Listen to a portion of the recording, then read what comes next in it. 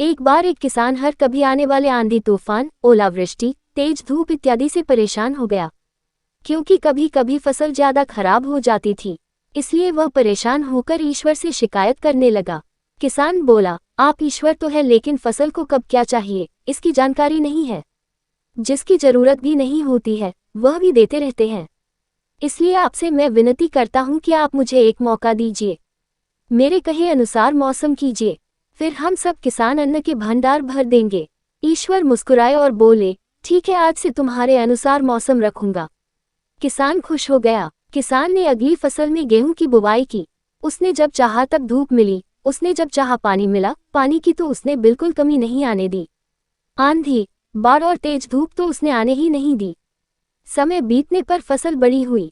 किसान भी बहुत खुश हुआ कि इस बार शानदार फसल दिख रही है। किसान ने मन ही मन सोचा कि ईश्वर को अब पता चलेगा कि अच्छी फसल के लिए क्या क्या जरूरी है। फालतू में ही किसान को परेशान करते रहते हैं। किसान फसल काटने के लिए खेत पहुंचा।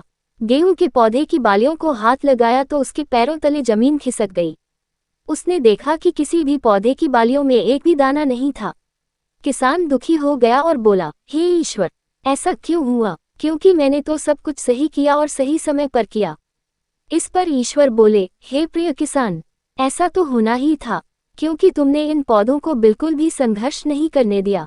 इन्हें न तो तेज धूप में तपने दिया, न ही आंधी का सामना करने दिया। इन्हें किसी भी प्रकार की चुनौतियों का सामना नहीं करने दिया। इसलिए बाहर से भले ही अच्छे दिख रहे हो, लेकिन ये अंदर से बिल्कुल खोखले हैं, इनके अंदर कुछ भी दाने नहीं। पौधे जब विभिन्न चुनौतियों का सामना करते हैं तो उनमें ऊर्जा पैदा होती है। यह ऊर्जा उनके अंदर सही सामर्थ्य पैदा करती जिनके लिए वह बने हैं।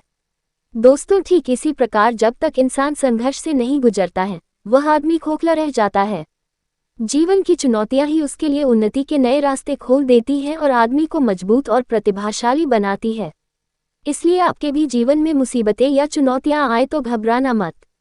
यह आपको बिखेरने के लिए नहीं, निखारने के लिए आई है।